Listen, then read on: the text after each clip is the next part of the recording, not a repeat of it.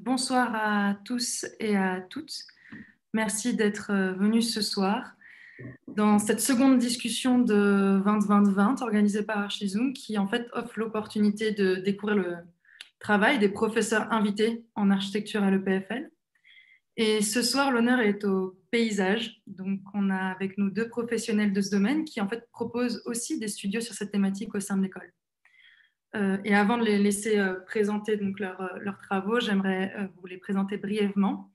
Nous avons tout d'abord Martina Vosser, qui est architecte ETH et qui en fait s'est orientée vers l'urbanisme et le paysage lors de son expérience académique et professionnelle, avant de fonder un bureau en 2012 nommé le MAVO Landschaften, excusez-moi si j'écorche l'allemand, qui est un bureau donc d'urbanisme et aussi d'architecture du paysage à Zurich.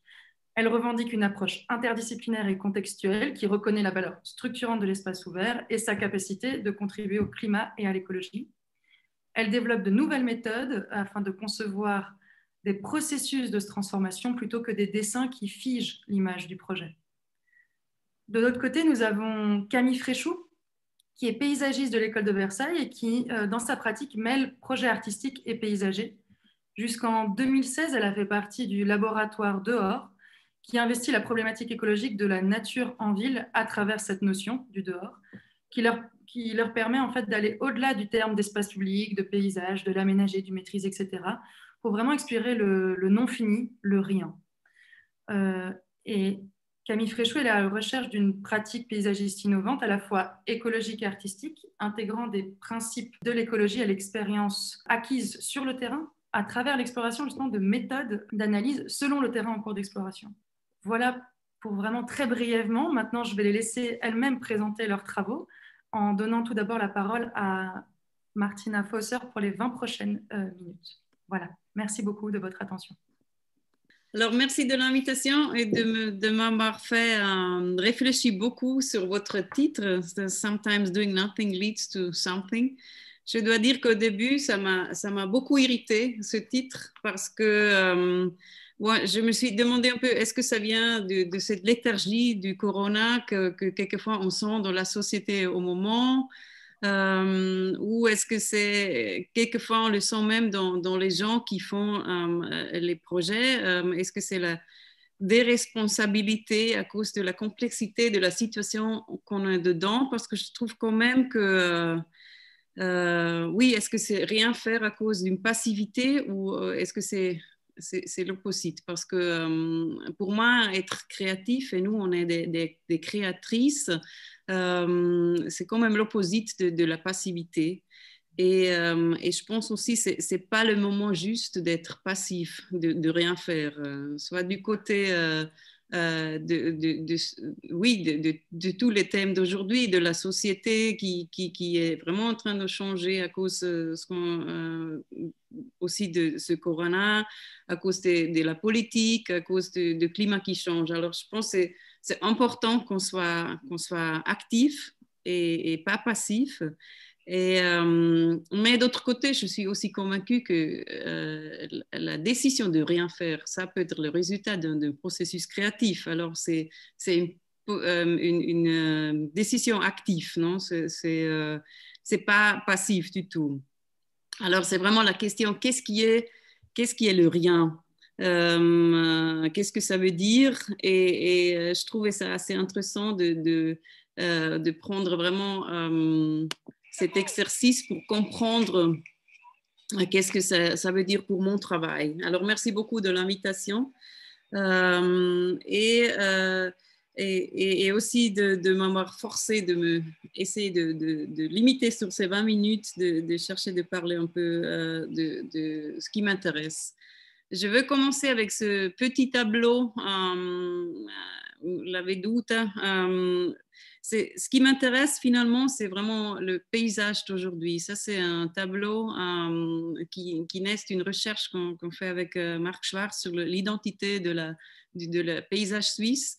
Et cette réflexion qu'on est de la complexité qu'on a aujourd'hui entre de la nature, vraiment la nature, entre paysages conquérés, paysages de recréation, paysage d'infrastructure et avec toutes les images qu'on a de Heidiland dans la tête, à côté de vraiment tous ces changements, des nécessités qu'on a aujourd'hui.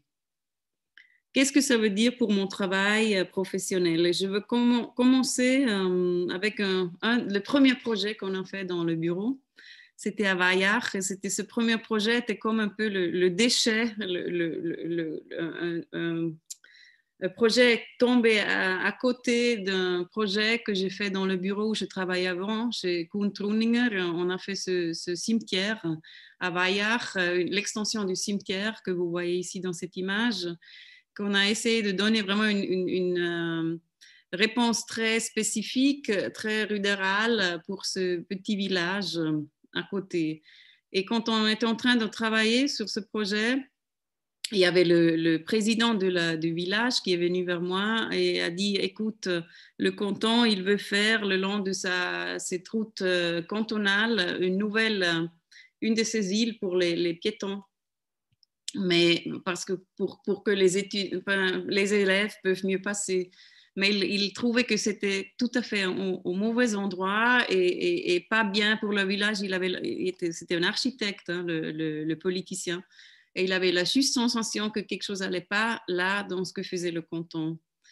Ça, c'était le avant. Et on voyait, ça, c'était la route typique dans les années 60, à côté de la route historique. Ils ont fait la route plus vite, cantonale. Quand on arrivait sur site, on ne voyait pas où était la commune. C'était ce bâtiment en arrière. On arrivait vraiment, on pouvait pas s'orienter. On ne voyait pas l'église, rien. Et maintenant, là, en un endroit ici, il voulait faire ce petit deal. Alors, avec le politicien, on s'est mis ensemble, on dit, OK, on fait quelque chose, mais on fait encore plus. C'est peut-être pas la question de que les élèves peuvent passer à traverser la route, mais d'essayer de faire de nouveau des liens dans ce village, parce que cette route, quand elle a été construite dans les années 70, elle était appelée aussi un peu le Jordan.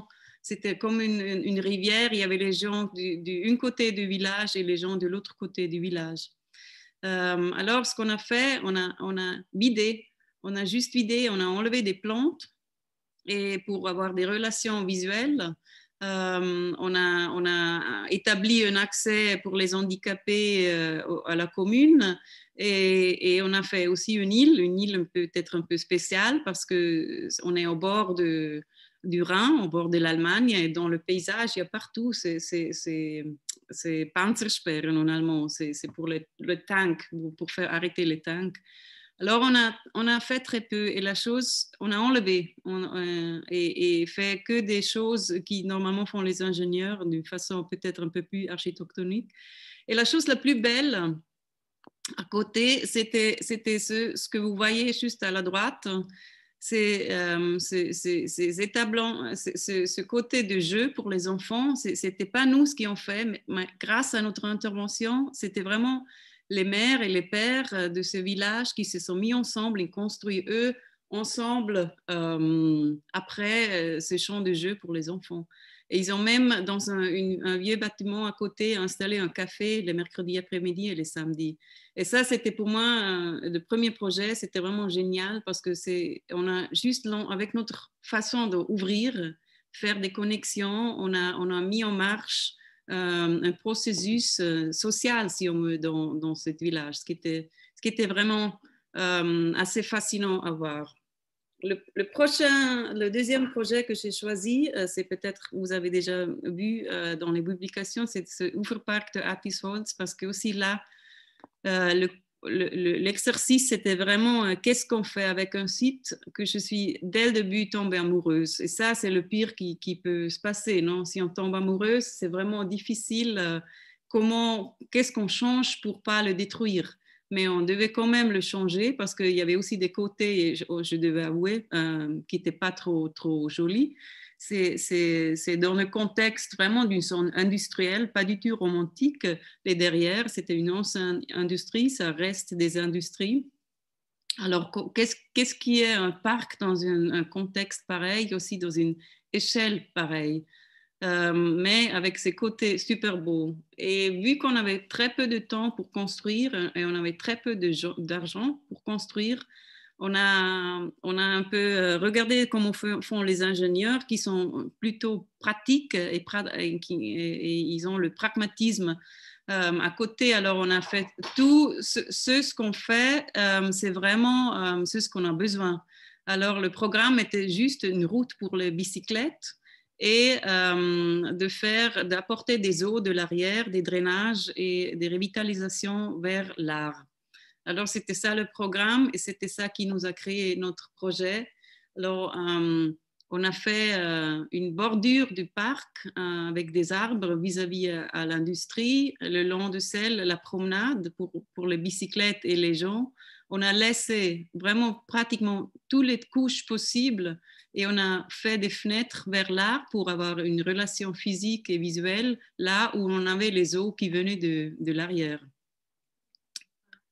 Alors, on a bien, là où on a fait quelque chose, on a essayé de faire le maximum, de bien faire, aussi que c'est lisible, que c'est fait, même que la nature, après, elle va changer. On a aussi même décidé de détruire des bâtiments parce qu'on ne savait pas quoi faire, on n'avait pas de programme, on savait aussi que c'était cher de les remplir et de mettre de nouveau en une certaine qualité. Et alors, on a fait aussi là des fenêtres visuelles et on a installé cette place. Et peut-être cette question de qu'est-ce qu'on fait et quand on fait quelque chose, qu'est-ce que ça rend, c'était aussi quand on a fait l'aménagement de cette place. Le côté, c'était vraiment difficile de trouver l'échelle parce que quand ils font beau, on est dans l'espace entre le Jura et les Alpes. On voit vraiment les deux collines et on doit quand même trouver une échelle où l'homme, à la fin, se sent bien. Alors, on a inséré ce grid sur la place, mais qui était clairement inspiré du contexte. Mais ce grid n'était pas seulement pour l'échelle, mais vraiment aussi, c'est le drainage. Alors, on essaye, dans nos projets, on essaye toujours d'avoir des différentes raisons pour faire quelque chose. Il n'y a pas qu'un layer que quelque chose fait, c'est pas que la décoration, c'est pas que la structure pour avoir une échelle, mais c'est toujours aussi une fonction. Puis, le combat le plus grand dans ce projet, c'était de convaincre le client, ce qui était le canton de Soleure, de ne pas détruire cette ancienne dépuratrice. C'était vraiment mon bébé. Je me suis vraiment tellement tombée amoureuse de cette structure qui est incroyable. Mais eux, ils avaient tellement peur de ce truc qui est long, presque 500 mètres, ouais, non, 300 mètres. Ils avaient peur de qu'est-ce qu'on pouvait faire et vraiment pendant 2 années, chaque fois quand j'étais sur site avec le client, j'essayais de le convaincre de ne pas la détruire, de la vraiment laisser comme élément, comme couche important de l'histoire et de la transformer en une sculpture, une nouvelle nature. Et aussi là, c'était vraiment cette question, alors comment est-ce qu'on fait ça sans détruire de nouveau? Comment est-ce que je perfore des bassins sans que les bassins sont plus lisibles comme bassins, mais quand même les ouvrir, que les gens ne se sentent pas mal. Alors, c'était vraiment le combat de ne pas détruire quelque chose de l'histoire, une couche de l'histoire. Mais je pense vraiment les projets que je trouve qu'on a plus la possibilité de vraiment changer un peu comment les processus, les dynamismes avant. C'est pas que quand on travaille vraiment les paysages avec la nature, mais quand on prend les villes comme aussi des corps qui vivent, qui croissent, qui ont leur processus, qui procèdent. Et alors, c'est vraiment là que je trouve qu'on a la possibilité de créer une certaine façon de diriger des processus. Mais qu'est-ce qui est vraiment alors la possibilité comment sont ces possibilités? Et nous, quand on travaille, ça c'est un exemple de la Thèse-Planung FGZ, c'est un des typiques études qu'on souvent maintenant on fait, c'est une des plus grandes. C'est comme une ville dans la ville, c'est une Genossenschaft, je ne sais pas comment ça dit en français, je suis désolée, qui ont les maisons pour les familles qui sont très bon marché, et c'est une immense parcelle qui appartient à eux dans la ville de Zurich. Et c'était la recherche comment densifier sans écraser. Et c'est peut-être pour moi cette notion du rien, c'est peut-être vraiment ces questions, comment faire sans détruire ou sans effacer, de continuer à écrire et pas écraser le tout. Alors là, c'est clair, tout se base sur la géologie, sur les structures naturelles qu'on a. On a fait toute cette lecture, on est au bord du pied du Uetliberg. On a une très forte horizontalité, on a la verticalité des rivières, et il y a aussi tout ce côté des vents pour le climat de la ville, comment on peut forcer ces thèmes-là. Mais la question, c'était vraiment comment on peut continuer une structure très jardinière. C'est une des premières villes Gartenstadt de la Suisse qu'ils ont aussi dans leur portfolio. Comment on continue la qualité de ces espaces extérieurs au futur pour vraiment, quand on a la densité, vous avez lu avant, avec plus de 1000 appartements, alors ça veut dire 4000 personnes plus sur site. Est-ce qu'il y a une possibilité de vraiment continuer ces qualités qu'on a trouvées? Alors, on travaille beaucoup dans le site. On essaie de comprendre sur site qu'est-ce qui sont les qualités, qu'est-ce qui sont les éléments qui créent les espaces, qu'est-ce qui sont peut-être les éléments qui ne créent pas les espaces. Alors, notre proposition du côté de l'espace extérieur, c'était vraiment ce grid. Et pas, par exemple, on n'a pas décidé des autres teams, ils ont proposé un nouveau parc à un certain endroit. Mais nous, on a lu ces textures vraiment comme un tissu. Alors, on voulait forcer ces tissus et prendre les éléments qu'on a trouvés, les structures qu'on a trouvées, et avec le temps du changement des habitations, changer aussi les espaces publics. On a introduit à la horizontale les jardins promenades, on les a appelés, et à la verticale, ces connexions soit écologiques pour les vents, mais aussi comme les espaces publics à utiliser. Alors, c'est comme on a pris les routes existantes et on les a transformées, on a proposé de les transformer en typologie de promenade avec les éléments qu'on a trouvés sur site, avec les haies, avec les petits murs, parce que c'est tout en pente. Qu'est-ce qu'il faut pour qu'on aille la relation visuelle? Qu'est-ce qu'il faut pour avoir des connexions visuelles? On a fait ça pour toutes les typologies et vraiment avec un but que chaque fois qu'une étape vient faite, alors la étape qui donne quelque chose au espace public. Je pense que c'est important aujourd'hui aussi que ce n'est pas que la ville qui fait des choses, la main publique qui fait des choses, mais qu'on doit mettre ensemble les forces, que les privés et les publics font des choses ensemble pour vraiment avoir des strong structures.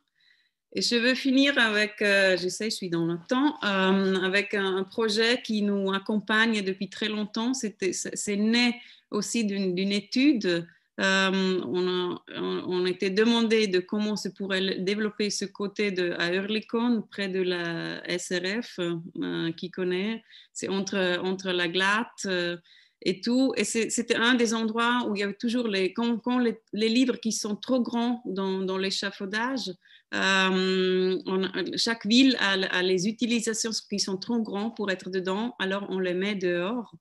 Alors nous on disait on les veut garder là, on ne dit pas pour la transformation future, ils doivent de nouveau se transférer. Et on a trouvé qu'il y a ce côté de horizontalité et verticalité qui nous a permis de donner une structure urbaine, mais surtout aussi une structure d'espace public, ce qui était très important pour nous, pour dire aujourd'hui, il y a l'industrie là, au futur, il y a les habitations. Ça veut dire on doit faire plus fin le tissu des espaces publics et des chemins.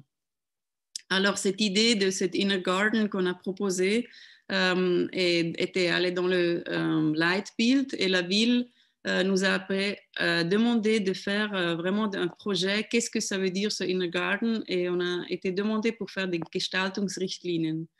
Et pour développer ça, on a fait comme un projet pour nous, pour clarifier qu'est-ce que ça veut dire pour nous, qu'est-ce que c'est ce jardin, ces hortus, qu'est-ce que sont les qualités spatiales. Mais on a après fini à définir 12 règles pour l'espace. Ce n'est pas nous qui vont faire le projet, mais c'est vraiment tous les partenaires qui sont là. Chaque fois que quelqu'un développe, fait une partie de ces nouvelles chemins selon nos règles.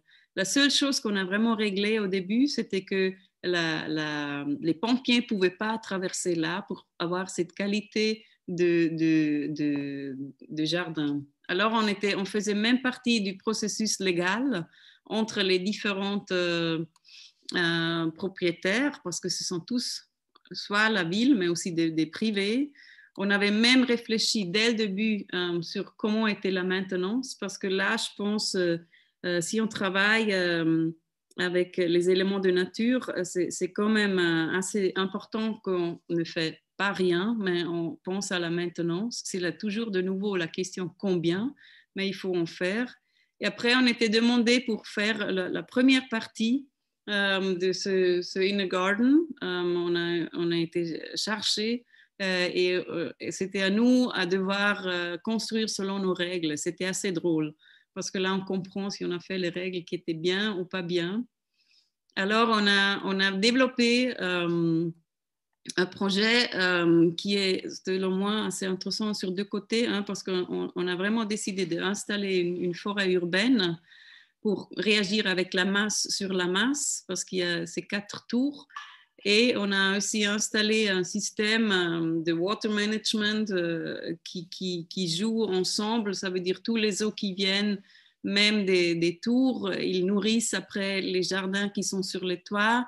Et s'il y en a trop sur les toits, ça se jette dans ce jardin assez extensif avec cette forêt urbaine et se collectionne dans un bassin de rétention et infiltration. Alors, c'est pratiquement, c'est vraiment un paysage qui va, selon les saisons, selon le temps, ça va changer beaucoup. Et là, on vient juste le vendredi passé, on vient de finir, ce sont encore des photos des projections, le bassin. Et cet ensemble de vraiment, dans l'architecture, c'est comme à l'ancien temps, on voit les eaux qui tombent et ça va dans des petits canaux, dans un grand canal qui est aussi pour jouer, pour les enfants. Et on était avec notre idée de la forêt, on était un peu entre travailler avec les successions et en même temps faire des instant landscape, parce que quand même ces gens-là, ils payent 2000, 3000 francs, millions de francs pour les apparts. On ne peut pas leur faire une forêt extensive devant le nez. Alors on a développé une forêt qui a soit les côtés de succession, mais aussi déjà des points, des accents qui sont assez déjà forts dès le début, mais surtout la couche des arbustes. On l'appelle la couche des jardins, parce que là, on joue avec les aisons et on organise ce qui est privé, ce qui est peut-être plus intime, ce qui est public. Et voilà, on voit au moment la forêt, elle n'est pas encore vraiment là. Si on regarde surtout de haut, mais les côtés du jardin, ils sont déjà assez forts et ces accents forts sont aussi déjà là. Alors juste, c'est un tout petit rond pour quand j'ai travaillé pour la préparation, j'ai rien fait, j'ai préparé ces confs. Je pense pour moi, ce qui est vraiment l'important, c'est de toujours mesurer la force d'une intervention. Et pendant chaque processus, de vraiment réfléchir, est-ce que c'est la juste chose qu'on fait? Est-ce que c'est trop? On doit aussi, je pense, oser à questionner le client quelquefois, de lui dire, je pense ça, on ne devrait pas le faire. Et on doit aussi être désagréable de ce côté-là.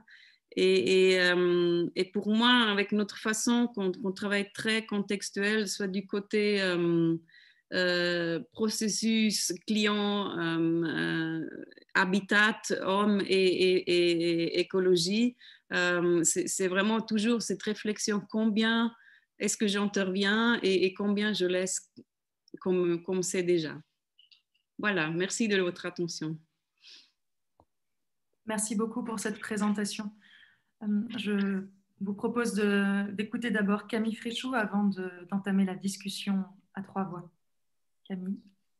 Alors, c'est bon, vous m'entendez? Ouais, j'ai un micro. Bon, je vais vous montrer des images aussi, mais c'était juste pour un peu introduire. J'avoue, moi, j'étais assez contente de ce sujet. Parfois, ne rien faire conduit à quelque chose. Et donc, moi, je me suis dit que c'était très difficile de décider de ne rien faire. C'est plutôt mal vu, c'est un peu angoissant, en fait, cette peur du vide. Et donc, c'est vrai que c'est difficile en tant que maître d'ouvrage, mais en tant que maître d'œuvre, donc ce que je suis. Donc, il y a toujours des subventions utilisées avant la fin de l'année. Il y a toujours besoin de faire une démonstration de l'usage de l'argent public. En tant que paysagiste, il faut aussi justifier un peu de son statut, de ce qu'on est. Donc, moi, je ne sais pas en Suisse, mais en tout cas en France, je pense qu'il y a quelque chose aussi de ça, de cette démonstration de force par la construction, l'aménagement. Et donc, je trouvais que c'était intéressant, en fait, comme question. Et je me suis dit que ça demandait quand même pas mal de courage et de confiance de décider de ne rien faire. Voilà, donc ce que je vais faire, c'est que je vais évoquer ma pratique, mais seulement avec un seul projet qui me paraissait vraiment coller au thème. Et aussi à travers d'autres initiatives aux projets qui ne sont pas les miens, mais qui sont tous le fait de professeurs que j'ai eus. Donc, c'est des projets auxquels j'ai participé, qui ont participé à me former, en fait, et qui ont été des outils qui ont été donnés. Et que j'ai bien utilisé parce que quand je suis sortie de l'école, il n'y avait pas du tout de travail, donc on était tous en plein désœuvrement. Et donc, ne rien faire par la force des choses, c'était pas très drôle, mais c'est comme ça que je suis devenue jardinière. Nous, on est formés à l'aménagement du territoire, au paysage. Et donc, jardinière, c'est quelque chose en plus. Et au début, c'était pas un choix, c'était parce que c'était là qu'il y avait de l'argent. Et donc, c'est comme ça que j'ai appris, en fait, dans les jardins pavillonnaires, les jardins chics, dans les friches, sur les toits terrasses, dans les balcons. Voilà. Ensuite, j'ai intégré le laboratoire du dehors qui avait été initié par Liliana Mota, qui était une de mes profs. Et c'était une équipe de paysagistes et de jardiniers. Et voilà. Et en fait, ça fait 10 ans que, à force de chercher quelque chose à faire, j'ai toujours été à mon compte. Et aujourd'hui, je suis aussi professeure de jardinage à l'École du paysage de Versailles. Voilà. Donc, je voulais introduire en fait tout ça. Et alors, je lance le diaporama. C'est bon, vous voyez? Oui. Alors, bon, je vais d'abord vous parler d'un endroit qui s'appelle le Transformateur et qui était un endroit. On ne les voit pas encore, Camille. Ouais, c'est ça, c'est ce qui me semblait. Attends. On s'est entraîné pourtant. Là, c'est bon. Maintenant, c'est bon, merci. Okay. Voilà. Je vais d'abord vous parler d'un lieu. En fait, pour cette question de décider de ne rien faire, moi, je voulais un peu aborder la question du laisser faire. Ça, c'est quelque chose. Moi, je ne fais pas trop le distinguo de moi, paysagiste ou jardinière. C'est vraiment la même chose. Et comme le disait Martina, en fait, il y a plein de paysagistes différents. Donc, moi, ce que je vais faire, c'est que je vais évoquer ma famille paysagiste. En fait, c'est pour ça que je vais vous montrer des choses qui sont non faites, d'autres pas. Et Et donc, le transformateur, c'est un endroit qui est à Redon, et qui est une ancienne usine qui a été abandonnée. Et il y a eu ce tour de force de réussir à le transformer en ENS, donc c'est espace naturel sensible. Donc ça, c'est un endroit qui est une association qui est gérée par certains de mes professeurs, anciens professeurs. Et donc, nous, étudiants, on était amenés là-bas pour observer, tirer des leçons et faire des chantiers. Et donc, ce dont je voudrais vous parler, en fait, c'est cette question du laisser-faire, donc laisser la place au spontané et à la dynamique du vivant. C'est quelque chose qui prend beaucoup de place dans mon travail et qui demande aussi, ça demande beaucoup de travail, en fait, de laisser faire comme ça. Donc, dans cet endroit-là, ce qui était intéressant, c'est notamment prenez comment obtenir un couvert végétal. Donc, soit une forêt, soit un bosquet, enfin, voilà, comment, avec le moins d'efforts possible, on pouvait tirer parti de l'énergie colonisatrice du vivant, en fait. Donc, vous voyez là, par exemple, on a les deux. On a au fond des jeunes plants forestiers. Donc ça, c'est ce qu'on voit en bleu. Et, devant, on a des gravats et devant, on a aussi des branchages morts qu'on étend au sol. Et en fait, ça fait des pièges à graines et ça permet aussi, mais avec des temps beaucoup plus longs que la plantation, ça permet en fait d'obtenir un couvert, un boisement au bout de quelques années. Donc, voilà. Hop. Ça, c'est un espace qui est très grand. Donc, il y avait différentes typologies de sol, différentes typologies de situations. Là, c'était une autre situation. C'était comment obtenir de la forêt en ne faisant absolument rien. Donc là, on voit que la forêt colonise petit à petit l'espace.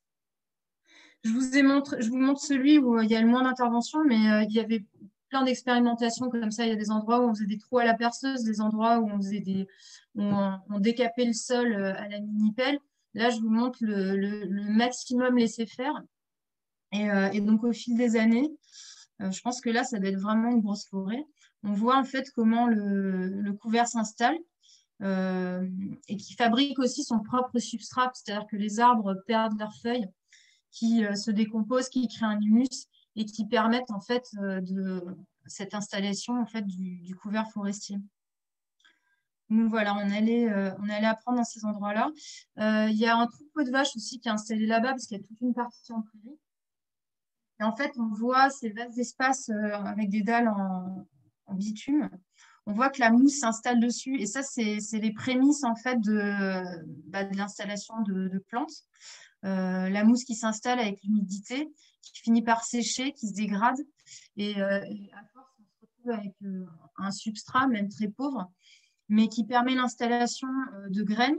Et du moment que les ligneux commencent à s'installer là-dedans, les ligneux, c'est les arbres, les arbustes, ils ont des systèmes racinaires qui sont assez puissants en fait, pour casser la dalle. Voilà. Et les vaches, c'est pas anodin dans le sens où eux, elles amènent un amendement quoi, avec le bouse de vache. Bon, ça, c'était pas vraiment maîtrisé, mais je vous le montre. Voilà. Et après, on faisait des tests aussi comme ça. On perçait la dalle, on regardait qu'est-ce qui s'installait dedans. On faisait beaucoup de relevés botaniques, de regarder quel type de plantes venait en premier. Souvent, c'est les plantes pionnières. Donc, c'était pendant l'école. Et donc, voilà, parfois on faisait quand même. Hein. Donc, on faisait aussi, on faisait sauter le sol, on décapait. Donc, ça, c'était pour vous dire qu'en fait, c'est pas du tout une posture romantique, mais c'est plutôt une réflexion sur l'économie de moyens et sur la manière de tirer parti de cette puissance, de cette dynamique du vivant. Voilà. Alors, je voulais aussi vous montrer cette méthode-là qui est intéressante et qui se pratique beaucoup en Angleterre, mais on apprenait plein d'outils comme ça. Ça, c'est ce qu'on appelle la haie morte. En fait, c'est des tas de branchages morts et en fait, il préfigure une future haie. C'est-à-dire qu'en fait, ce tas de branchages permet à des graines, toujours, ça fait comme un piège à graines et une pépinière. Donc, ça permet aux arbustes ou aux arbres de se développer à l'intérieur de ce couvert, de cet andin qui fait une protection. Voilà, donc ça, c'est une des méthodes aussi. Donc, ça peut prendre plein de formes différentes, mais c'est une manière de faire sans trop faire. Alors là, je m'excuse pour le scan, mais bon, c'est un peu vieux, puis on n'est pas très bons communicants dans ma famille. Donc là, c'est ce qu'on appelle l'enclos magique. Ne me demandez pas pourquoi. Mais en fait, c'est ce qu'on appelle la technique de la mise en défense. Donc, c'est pour créer un bois, un bosquet. C'est juste clôturé, fermé. Parce qu'en fait, vous savez en Europe, la dynamique tend vers la constitution de la forêt, c'est-à-dire que les prairies, les pelouses, c'est des endroits qui sont entretenus, qui sont fauchés. L'espace ouvert, c'est un endroit où il y a une intervention humaine ou au moins animale. Et du moment qu'on arrête de piétiner, de faucher, en fait, on a une prairie qui s'installe. Après, la prairie devient armée avec des ronciers qui s'installent, des espèces avec des épines. Et puis ensuite, toujours de la même manière, ça permet le développement d'arbres, d'arbustes à l'intérieur. Voilà, donc ça, c'est une des manières d'obtenir un boisement. Alors évidemment, tout ça demande beaucoup de temps et ça, c'est assez compliqué. Voilà, et là, je vais vous montrer rapidement, c'est le laboratoire qu'on a évoqué, dont je faisais partie. Donc j'ai pris celui-là parce que j'ai participé et que c'était un des plus rudes. C'était les murs à pêche. Donc c'est une figure du paysage, enfin de l'art des jardins qui est assez unique et assez étrange. Donc c'est un labyrinthe de murs qui permettait de créer un microclimat pour développer la culture, notamment de pêche. Et donc c'était aux portes de Paris, à Montreuil. Et ça permettait au roi d'avoir des pêches et des très beaux fruits en direct. C'est un endroit qui faisait plusieurs dizaines d'hectares et qui a périclité avec l'arrivée du train qui permettait d'amener des pêches depuis le sud. Voilà. Donc, nous, on avait travaillé là-bas et c'était des décharges sauvages. C'était devenu des décharges sauvages. Voilà. Donc, c'est pour vous montrer que, en fait, en tant que paysagiste, on nous apprenait en fait qu'on avait une puissance, à disposition et que ça demandait beaucoup de savoir-faire et d'attention de tirer parti de ça en fait. Voilà. C'était très rude, mais vous voyez, en fait, il y a une résilience très forte qui s'était faite dans ces endroits. Et du moment où on commençait à enlever le couvert, évidemment, en dessous, c'était des kilos des kilos et des kilos de déchets. Mais qui avait fini finalement par constituer un substrat. Et on a dû s'en accommoder. Voilà, c'était devenu notre terreau. Donc voilà, on tirait parti de tout, des matériaux, des déchets, de ce qu'on pouvait, des dalles qui étaient en place. Voilà, ensuite, je vous montre rapidement, toujours un projet qui était fascinant, c'est-à-dire c'était presque ne rien faire. C'était une ancienne manufacture sur lequel une prairie s'était développée à force d'accumulation de poussière de la ville. Ça avait créé un substrat. Et là, c'est toujours Liliana Motta qui avait initié ce laboratoire du dehors. Donc le projet consistait à retirer toutes ces mottes, à les classer, à refaire l'étanchéité, puis à les remettre. Parce qu'il s'était rendu compte notamment qu'il y avait un œillet très rare qui s'était installé là-haut. Donc c'est un projet que j'aime beaucoup parce qu'il est pas loin de rien faire totalement. Voilà, et ça, c'est un projet sur lequel j'avais travaillé et sur lequel je travaille toujours depuis 2012 avec Damien Roger, qui est un autre paysagiste. Voilà, donc ça, c'est une grande friche industrielle. On avait plusieurs hectares à disposition et quasiment aucun budget. Donc, en fait, on a tiré parti, encore une fois, de la dynamique de colonisation du vivant. C'était un endroit qui avait été abandonné pendant 10 ans. Et à la strate très ornementale, années 80 de l'usine, s'était superposée toute une végétation spontanée, en fait, qui était venue toute seule. Et donc, on a tiré parti de ça et on n'a fait aucune plantation. Là, c'était en cours. On a voyé, en fait, le sol de l'usine avait dessiné un jardin spontané, en fait, avec des lignes qui étaient déjà là. Donc, au début, on l'a fait au balai. Ensuite, ça s'est transformé en projet avec des bordures. Et ça a été pérennisé avec des bordures très, très fines qu'on ne voit pas vraiment, là. Voilà. Et ça, c'est peut-être les graminées, c'est les seules plantations qu'on a faites. Donc, c'était des anciennes rigoles. Voilà. Donc, on a fait un livre dessus sur justement toutes les plantes. Bon, il me reste 5 minutes. Voilà. Et pour finir, je voulais parler de ce qu'on fait à l'atelier avec les étudiants. Donc, ça s'appelle Habiter la presqu'île d'Aïr. Et moi, je voulais revenir aussi sur la question du rien. Donc, comme tu disais, Martina, c'est une définition les définitions sont très, très vastes. Et ben, en tout cas, dans l'atelier, ce qu'on essaie de faire et ce que j'essaie de transmettre, c'est qu'en fait, le rien, c'est très rare. Et que souvent, en fait, quand on a l'impression qu'il y a du rien, c'est qu'on a mal regardé, c'est qu'on a mal vu, c'est que le rien de quelqu'un est le quelque chose d'une autre personne. Ce que je m'attache à faire avec eux dans l'atelier, c'est vraiment de se saisir de la complexité de l'existant, en fait, et sous toutes ses formes. Et finalement, d'affûter son regard. C'est pas si simple qu'il n'y paraît. Et puis voilà, donc ça c'est drôle parce que quand j'ai reçu votre invitation, moi j'avais mis cette citation de Corajou pour mon atelier, donc la responsabilité du projet sur l'espace, eh bien celle d'y mettre, d'y ordonner des choses, mais elle est aussi souvent celle de se priver de le faire. Donc moi je voulais les questionner sur la responsabilité du concepteur et justement de la justesse de l'intervention en fait. Parfois ce qui est juste c'est de ne rien faire.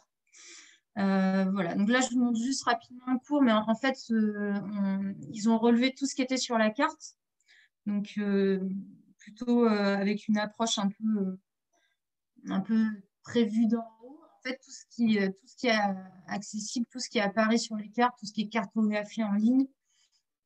Voilà, donc ça c'était ils ont fait beaucoup de cartes et beaucoup de combinaisons comme ça. Et après, dans un second temps, ça consiste ils relèvent ce qui n'est pas sur la carte, en fait. Donc, on a des zones comme ça qui ne sont pas très définies. Bah, notamment, il y a quand même des gens et des habitations dessus. Voilà. Là, c'est des quartiers de roulotte. Donc, ils ont cartographié des endroits comme ça qui n'apparaissent pas sur la carte et qui sont pourtant très grands.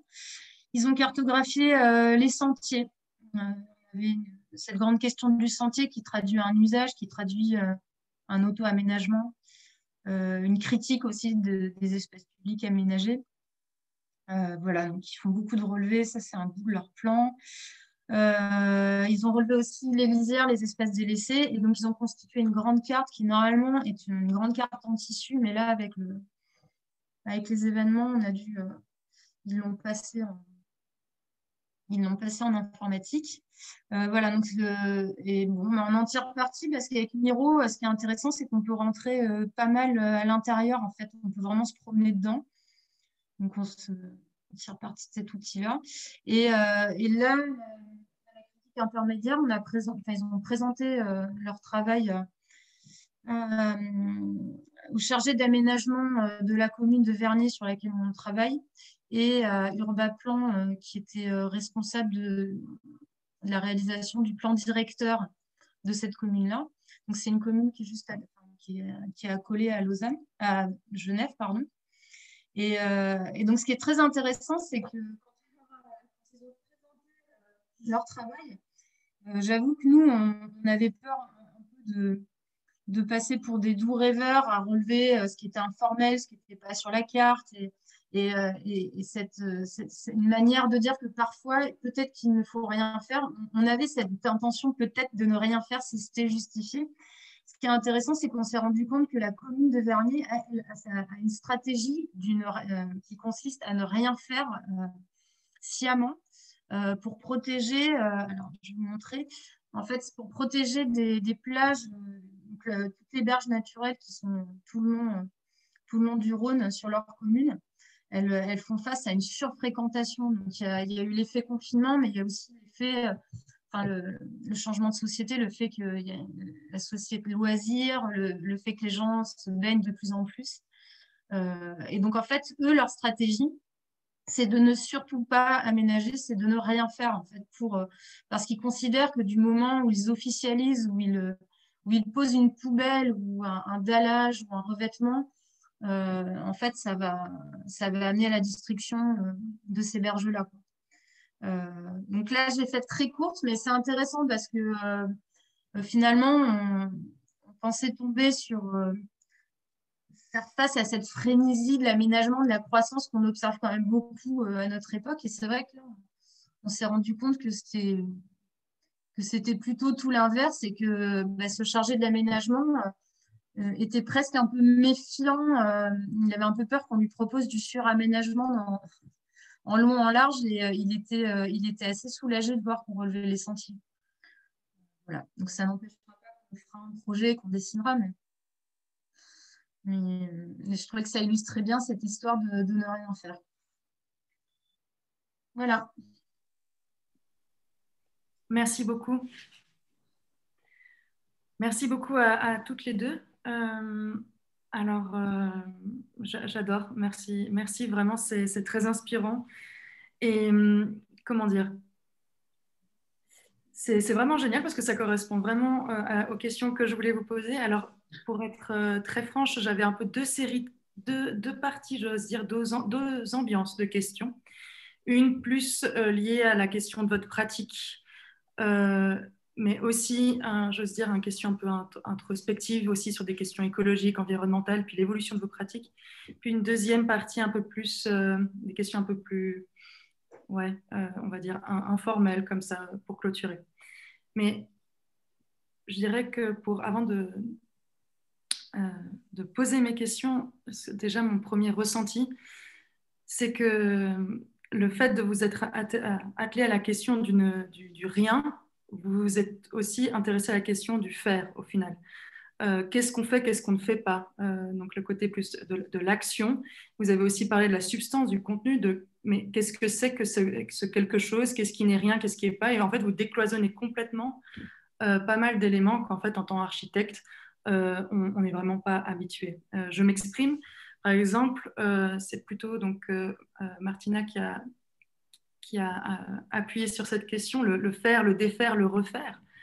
C'est vrai qu'en tant qu'architecte, surtout dans cette école, on nous habitue à croire, enfin, on nous amène à croire que l'architecture, c'est construire, c'est bien construire, c'est la Swiss box. Mais en fait, c'est aussi déconstruire, c'est en fait trouver un équilibre, la question de la mesure, justement, entre révéler une trace de l'histoire, on l'a vu avec les projets, c'est aussi comment on continue à écrire sans dénaturer le lieu. Donc il y a une question identitaire qui est prégnante. Comment on régénère, comment on transforme, comment on réaffecte les tissus. Et donc, il y a une sorte de souci de l'existant. Alors que ce n'est pas une simple parcelle qu'on transforme comme ça et que c'est notre intervention esthétique, artistique, il y a vraiment un soin de ce qui est au final déjà là, mais au final, ce qui n'était rien dans notre plan feuille blanche DVG ou notre croquis, notre imagination. Et puis, je dirais qu'il y a la question du laisser-faire que vraiment Camille a appuyé, mais en fait qui poursuit, je dirais, le propos, qui complète le propos aussi amené par Martina. La question de laisser faire, mais de qui fait déjà, dans le processus, dans le temps, qui fait quoi? Je ne dessine pas tout, mais qui le fait? Il n'y a pas que le public, donc la ville, l'autorité qui le fait, il y a aussi l'espace privé qui joue un rôle. Et qu'est-ce que je dessine, jusqu'où je dessine, pour qui je dessine cet espace?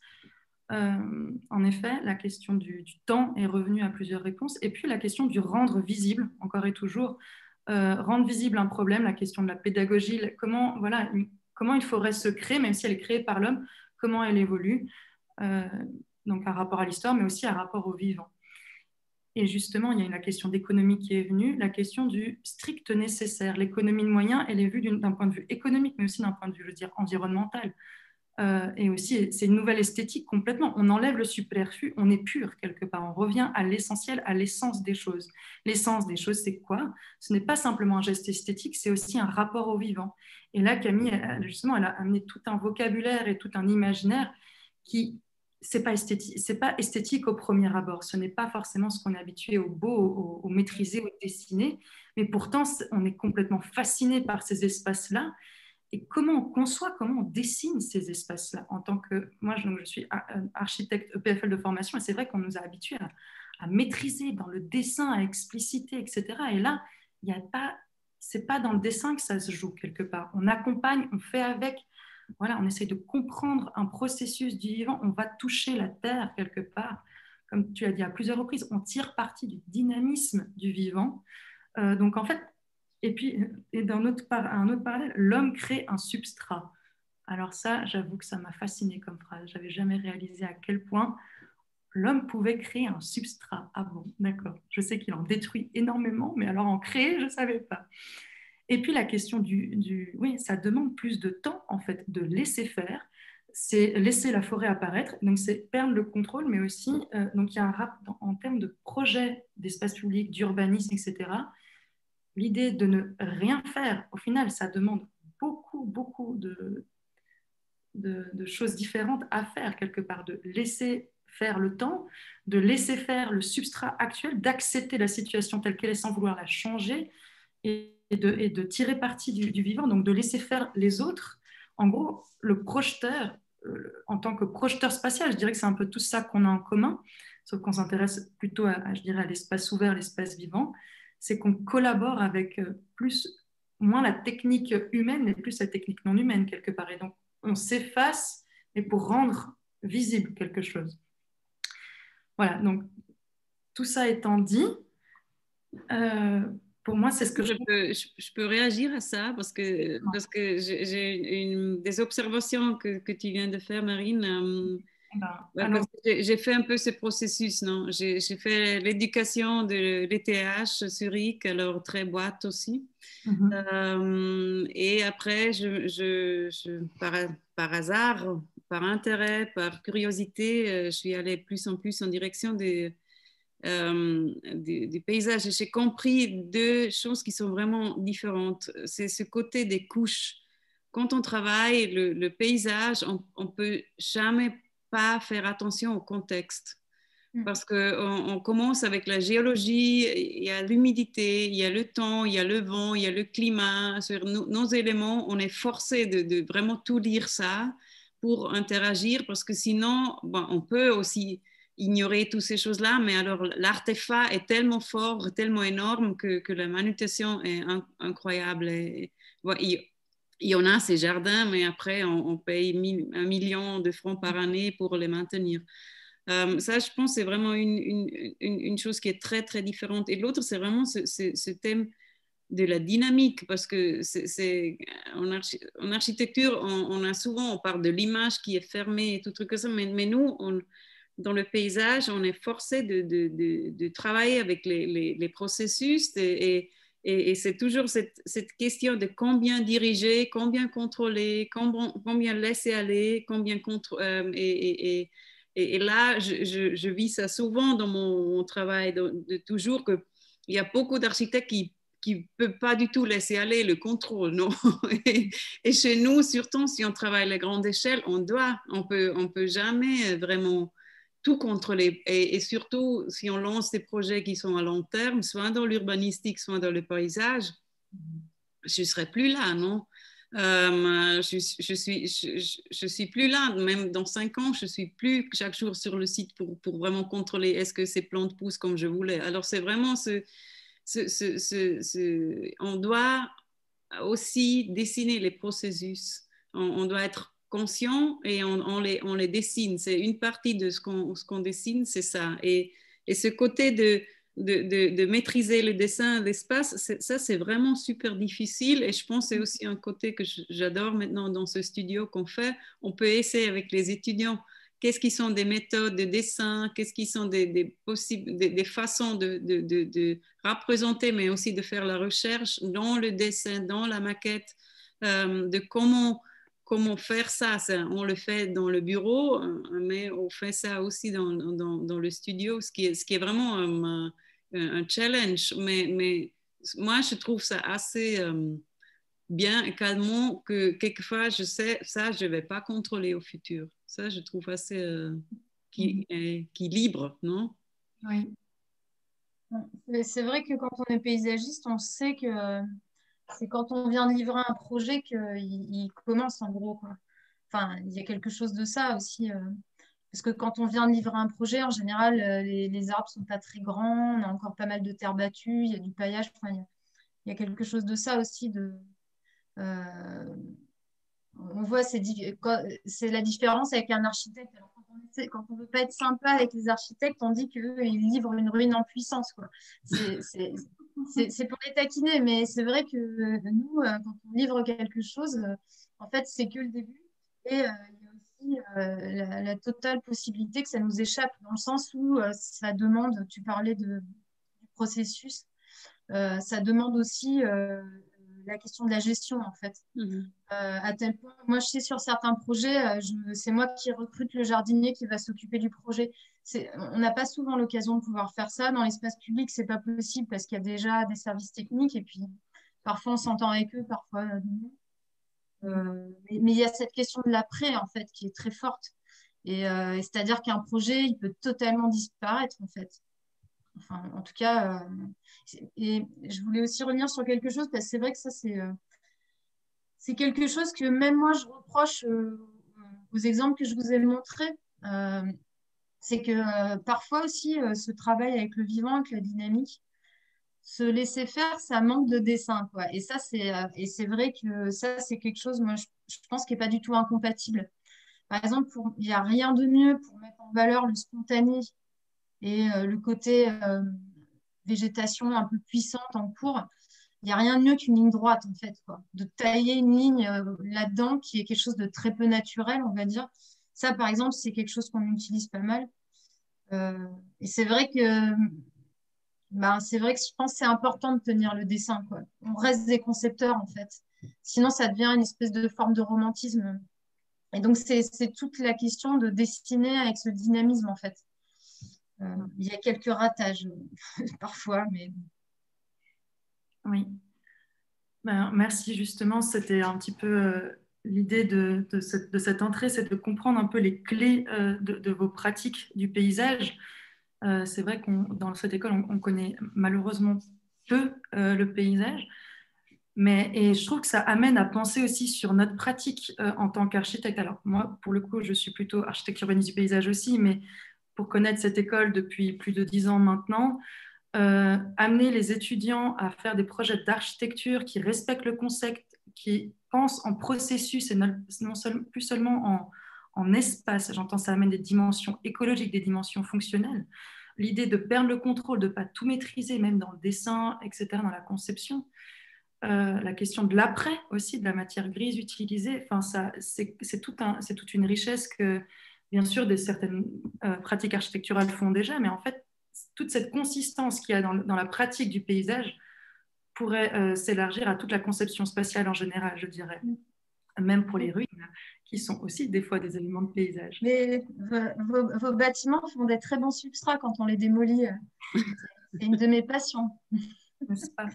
Mais alors, merci en tout cas d'avoir clarifié et un peu synthétisé, si j'ose dire, un peu les clés de votre pratique. Maintenant, la question que j'aimerais vous poser, c'est quelles sont vos réflexions plutôt actuelles, ou plutôt vos introspections internes, je dirais, sur la perspective d'évolution de vos pratiques? Parce que quand on regarde la question du climat, la question des changements climatiques, la question écologique, etc., j'ai envie de vous amener dans cette thématique-là, je ne vous le cache pas.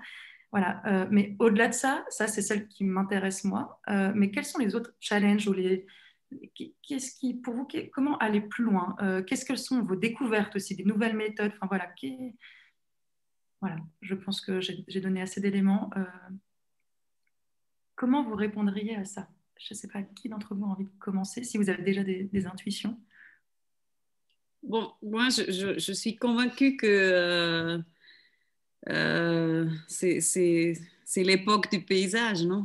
si on, Enfin, surtout sur le paysage urbain, on est devant une période qu'on on change de la ville minérale européenne à une nouvelle ville verte. On ne sait pas encore, on doit débatter ce qui est la future image de cette future ville, ce qui est son identité, mais les espaces publics moi je parle toujours des infrastructures bleu-vertes. C'est évident que ces espaces ne sont pas plus que pour les voitures, que pour les hommes, pour le loisir, mais ils doivent toujours faire des air conditioning et ils doivent aider oui, à la biodiversité, tous ces thèmes-là. Pour moi, c'est comme, ça doit être comme ça. C'est une fonctionnalité qui doit être là. Et je pense que c'est vraiment important qu'on y se lance maintenant. Et on en parle. Je pense que c'est soit dans la ville, mais aussi il faut réfléchir comment est notre on dit comment les paysans, non? Quel est le paysage aussi du côté je veux dire, on a toute cette discussion en Suisse avec les pesticides et la nappe. C'est quand même important qu'on en parle. Ça a une influence. Qu'est-ce qui sont au futur nos forêts dans la Suisse? Je pense que c'est vraiment parce que les forêts d'aujourd'hui, ils ne vont plus survivre avec le changement des températures. Alors, je pense que c'est vraiment un moment super, super intéressant, aussi très complexe, parce que c'est vraiment, ça commence à la très haute politique, ça commence avec, on doit parler d'identité, on doit comprendre qu'est-ce qu'on peut changer, quoi peut-on changer. Il y a aussi les côtés avec c'est très vite changement des villes qui croissent très vite, des espaces publics où peuvent jouer un rôle dans comment les gens après se sentent à la maison. Mais combien est-ce que c'est après l'individualité contre la société? Je trouve que c'est vraiment très complexe, mais je pense que c'est quand même... j'ai l'impression, pour nous, on a beaucoup de super intéressantes questions à se poser, mais je pense que c'est important qu'on s'y lance et on essaye de donner des réponses. Quelquefois, on se trompe. C'est le risque qu'on fait, mais je trouve quand même c'est assez... c'est important qu'on fasse cette discussion, surtout avec ce côté qu'on est habitué à des processus. On connaît certaines choses sur l'écologie, mais même là, ce projet que je viens de montrer à Wolkenwerk avec les forêts, on a pris un spécialiste parce que moi, sur qui sont les forêts du futur qui vont encore pousser dans son temps, je dois avouer, je ne sais pas, mais alors on va prendre le biologue spécialiste qui peut nous aider. C'est complexe, mais c'est intéressant. Et on a tout un coup, maintenant, on a aussi des vis-à-vis dans la politique qui comprennent qu'ils doivent agir. Et ça, c'est vraiment un bon moment. Oui, tout à fait. Camille? Oui, moi, c'est un peu... C'est vrai que moi, j'avoue, là, je me pose pas mal de questions parce que je suis passée de... Parce qu'en fait, c'est vrai que moi, ça fait que 10 ans que je suis à mon compte. Et en vrai, franchement, quand on fait nos métiers, 10 ans, c'est pas grand-chose. Enfin, je veux dire, j'ai pas 50 000 projets à mon actif. Mais là, je me trouve à me poser la question de mon utilité un peu dans la société, quoi. Je vois passer la question de l'activisme là dans la pratique du paysage. C'est-à-dire que quelque chose que moi je faisais parce que j'aimais cet esprit de groupe, cet esprit un peu de famille. Comme je vous montrais, je parle de gens qui sont assez âgés. Les projets que je vous montre, je me sentirais mal à l'aise en fait de ne pas montrer leurs projets à eux, de ne parler que de moi parce que c'est des gens qui travaillent sur ces questions-là depuis très longtemps dans le département écologie de mon école, écologie comme science. Et donc, pour moi, tout ça, c'est des manières de faire en tant que concepteur qui n'étaient pas de l'ordre du militantisme, en fait. Sauf que je comprends maintenant que, en fait, on a cette question de la crise environnementale sur laquelle moi, je suis extrêmement pessimiste, mais d'un coup, en fait, on a voix au chapitre, en fait. Parce que ces gens dont je parle, c'est quand même des gens qui prêchent dans le désert depuis des années, qui passent pour des doux rêveurs, enfin voilà, des gens qui ne sont pas des paysagistes. Donc c'est vrai que d'un coup, là, tout le monde s'empare du discours écologiste. Donc ça, voilà, moi j'avoue, là, je me pose la question en fait de où est-ce que je peux être le plus utile, quoi. Est-ce que c'est en étant paysagiste en fait, ou est-ce que c'est militante écologiste, je ne sais pas trop, mais en fait, c'est vrai que ça pose vraiment des questions, quoi. C'est-à-dire que moi, je me pose la question d'aller vers plus de radicalité, dans le sens où Moi, au cours de mon travail, j'ai bossé pour des marques de luxe, j'ai fait des vitrines, j'ai fait de la scénographie, j'ai fait plein de choses. En fait, je n'ai pas été que jardinière. Et donc là, j'arrive à un moment de ma vie où j'ai fait beaucoup de choses et il faut que je resserre, en fait. Et je pense que la question environnementale, elle m'appelle, quoi. Enfin, je pense que je suis dedans, en fait. Donc, je ne sais pas trop. Je pense qu'en effet, c'est un moment, c'est un moment où il fait bon être paysagiste, en fait. Ça pose plein de questions, quoi. Ouais. Mais en tout cas, ce que j'entends, c'est vraiment de s'ouvrir à l'interdisciplinarité ou bien au contraire se fermer à certaines collaborations quelque part, si j'ose dire. Enfin, c'est un peu revoir son réseau d'acteurs et son réseau d'action. Mais bon, À quelle ville, en fait, c'est la fabrique de la ville. À quelle ville on veut participer, en fait. Enfin, vous voyez ce que je veux dire? C'est par exemple à quelle commande, à quel marché public on répond, en fait. Et qui est impliqué là-dedans? C'est-à-dire de comprendre la mécanique de la commande publique, de l'argent, d'où il vient, des financements. Enfin, c'est très compliqué, hein. Malheureusement, le temps aussi est quelque chose, une dimension complexe et on arrive à la fin. C'est bien dommage. Mais peut-être que avant de clôturer cette discussion, peut-être une petite réponse, une petite question rapide comme ça. Est-ce que vous auriez un livre à nous recommander à tout hasard, comme ça, qui vous passe par la tête? Camille? Moi, je préconise, j'avais réfléchi avant, les carnets du paysage numéro 29 sur les déchets. D'accord. C'est la petite marotte et puis c'est une ressource. Merci. Et bon, pour moi, c'est parce que bon, j'étais entraînée par lui. C'est le livre de Dieter Kienast, aussi avec ses textes, les différents, soit sur les jardins, les places, mais aussi sur les jardins, ouais, qui m'ont signé beaucoup. Merci beaucoup. Eh bien, oui, un grand merci. Merci aussi à tous d'avoir été là. Et je me réjouis de vous rencontrer peut-être une fois en vrai sur le campus. Je tiens aussi à dire aux autres, à tous ceux qui sont ici, qu'en fait, le prochain événement, le prochain Talk 20-20-20 aura lieu le 30 novembre. Et il regroupera donc Eval Gilles Lopezino, excusez-moi, et Catherine Gemanzel, qui sont des professeurs invités aussi de cette école, et ce sera modéré par Tanguy Offray-Postel. Visiblement, il y a une question dans l'assemblée de Dieter Ditz. Oui, merci Marine. Donc, moi, j'aimerais vraiment vous remercier, Martine et Camille, pour vos présentations et aussi pour la discussion que je pense enrichit vraiment de manière très dense le discours qu'on a en architecture. Et Marine également, un grand merci pour tes commentaires que je pense sont extrêmement pertinents. Et du coup, donc j'étais en train de cuisiner, c'est pour ça que ma caméra allumée, donc je suis désolé, mais je bascule pas mal de choses en même temps.